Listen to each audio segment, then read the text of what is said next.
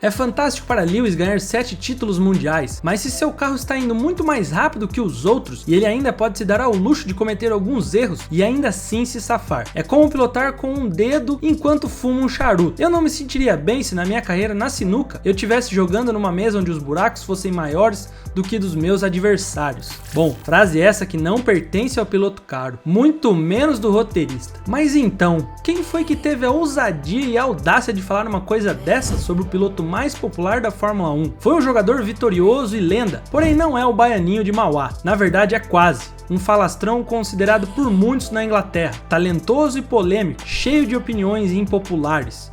Ronnie O'Sullivan foi o homem por trás dessa frase. O compatriota de Lewis já disse diversas vezes sobre isso, tem opiniões bem polêmicas sobre o real merecimento de Hamilton estar entre os mais talentosos da história. Ronnie é sinuqueiro profissional desde 92 e, por coincidência, também é 7 vezes campeão mundial de sinuca. Mas afinal, até onde o baianinho britânico tem razão no seu ponto de vista em relação a Hamilton? O quanto o carro mágico da Mercedes entre 2014 e 2020 é responsável pelos títulos do hepta? Mais importante, Hamilton realmente teve algum adversário? Chegou a hora de colocar os pingos nos is, deixar a orelha do piloto caro ardendo, já que vão me chamar de defensor do Verstappen, que eu não gosto de Lewis e por aí vai. Mas bora, tô preparado. A tarefa de hoje é levar em conta o poder da máquina na carreira do piloto, e mais ainda, ela pode e deve ser discutida não só para Hamilton, mas também outros pilotos considerados lendas em outras fases. Mas para podermos saber se Ronnie tem razão, precisamos voltar um pouco no tempo, mais precisamente para o começo da era híbrida, ou talvez era Mercedes. Lewis está no grid desde 2007, 2008 foi campeão pela primeira vez e depois.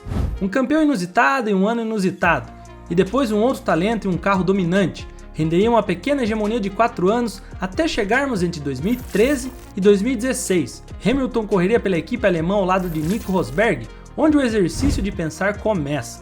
Durante o período, Hamilton terminou na frente do alemão 3 vezes, enquanto Nico terminou o campeonato apenas uma vez na frente de Lewis. No total foram 2 títulos de Lewis contra 1 de Rosberg. O alemão que ralou para conseguir acompanhar o hepta e depois que finalmente conquistou o suadíssimo título, saiu fora de tão exausto que ficou.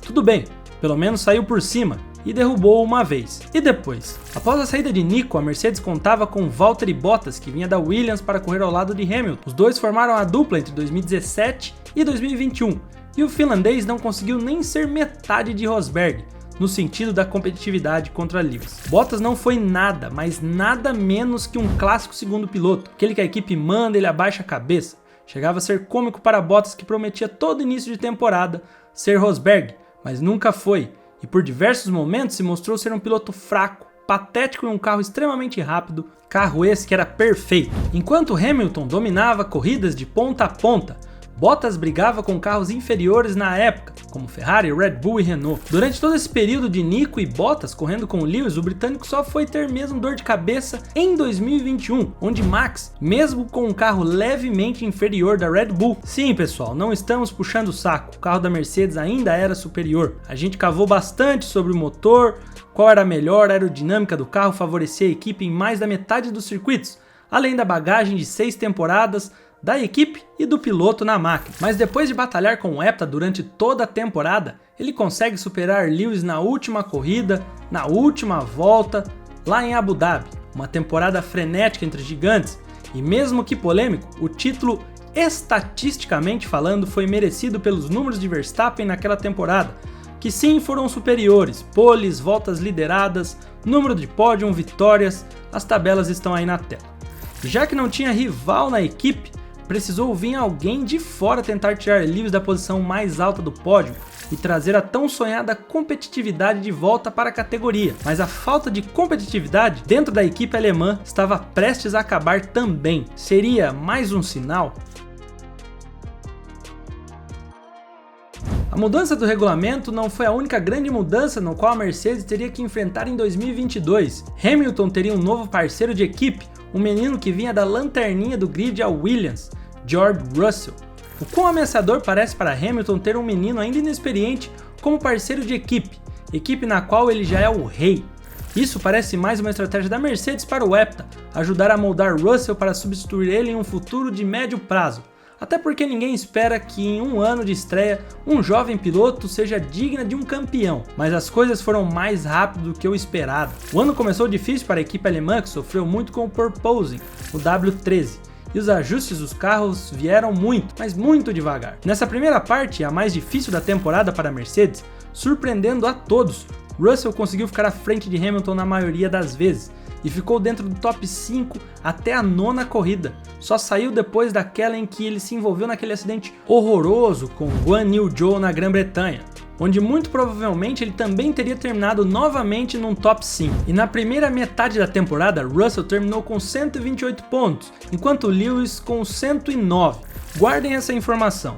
Tudo bem, Hamilton estava assumindo as broncas da Mercedes para deixar Russell brilhar, que Hamilton testava as atualizações do carro para ver o que realmente funcionava ou não, ou seja, ele era a cobaia, se assim podemos chamar. Mas então, depois que ele testou as peças e atualizações, ele conseguiu superar o estreante, certo? Já que é um argumento que foi notado por nós através dos comentários dos fãs e que muitos outros criadores de conteúdo disseminaram aí, jornalistas defenderam com unhas e dentes, e esse momento de Lewis testando componentes acho válido, e é um fato, mas vamos para a segunda metade da temporada. Separamos os pontos somados apenas depois que Lewis, entre aspas, parou de testar. Hamilton, 131 pontos, Russell, 147. Ou seja, independentemente de testes, peças novas, atualizações, nas duas metades do campeonato, Russell sobrou e conseguiu colocar a Mercedes duelando com Red Bull e Ferrari quase o ano todo. Mesmo que ambos tiveram a mesma quantidade de pódio, uns 9, o jovem britânico foi o responsável pela única vitória da equipe em 2022. No total foram 275 pontos de Russell contra 240 de Lewis. Óbvio que 35 pontos, não é um absurdo se compararmos piloto menos experiente com piloto mais experiente.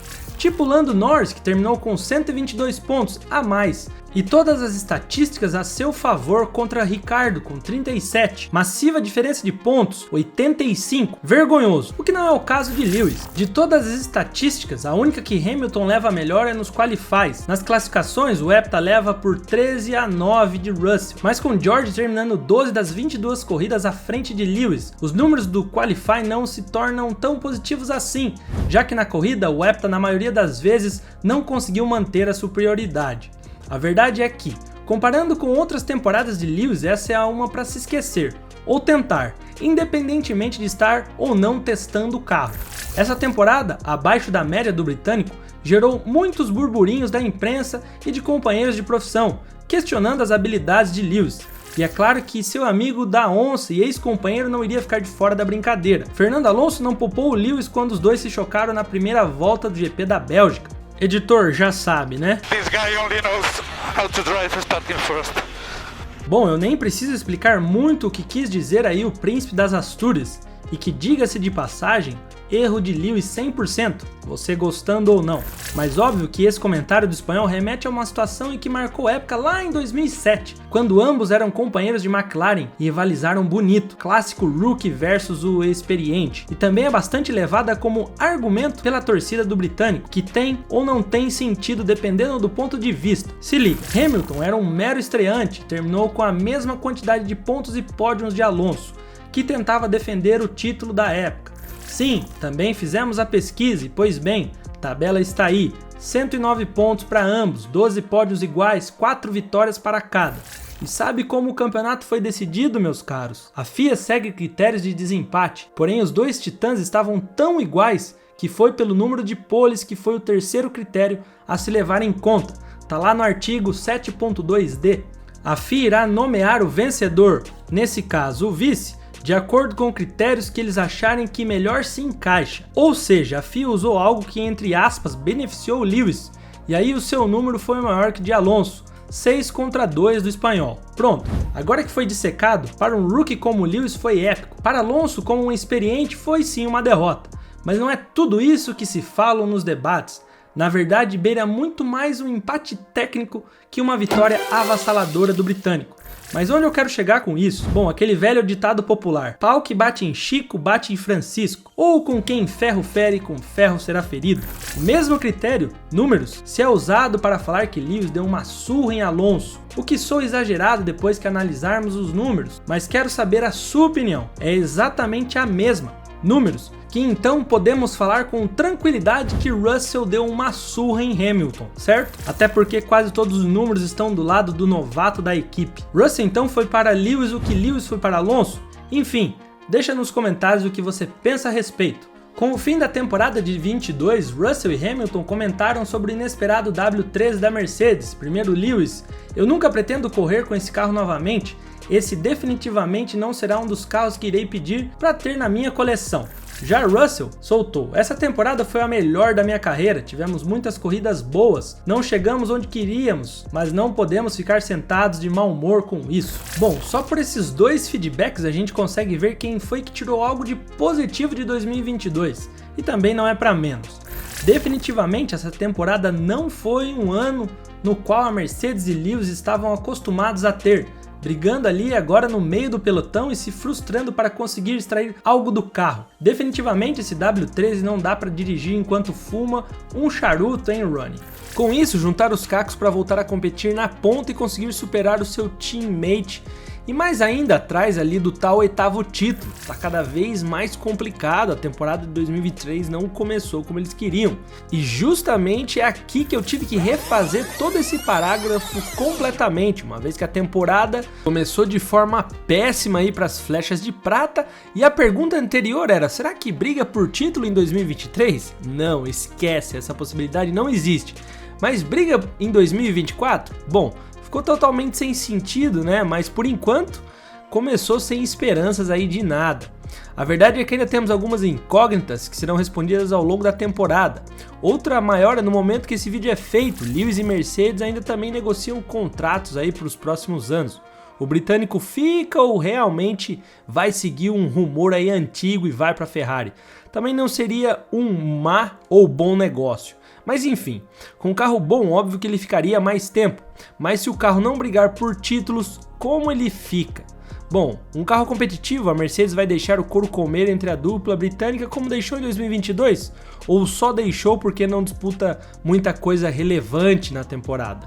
Quem vai se sacrificar esse ano e em 2024? Para talvez vermos Lewis versus Verstappen de novo? Ou Russell vai chegar com o pé na porta e vai se juntar à briga aí?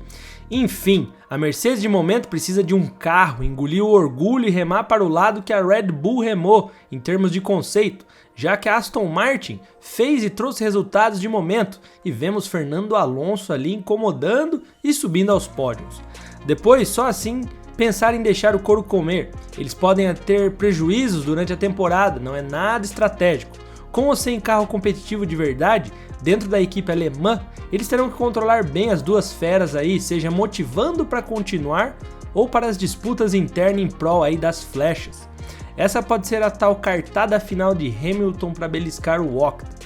Obviamente, se depender de Hamilton, ele quer sobrar em cima de Russell, e não tem nada de errado nisso, pois sabemos que para ser alguma coisa na Fórmula 1, a mentalidade deve ser essa: engolir seu companheiro, é o primeiro passo aí da sobrevivência. Eu torço para as flechas de prata deixar os meninos duelarem, e também uma tal revanche entre Max e Lewis não seria nada mal, mas está muito mais difícil agora. Pode ser insano, e não fique surpreso se o menino Russell entrar na festa e ele sim bater roda aí com o Max. E subestimar Russell será como ter subestimado Rosberg em 2016. Se você não sabe nada sobre o Nico e não faz ideia de como ele, junto com o Russell, foi um dos poucos a superar o Hector, segura aí que você vai descobrir em 5 segundos. Galera, e para você que não viu ainda, a nossa loja online já está funcionando, o link está na descrição, vai lá e confere.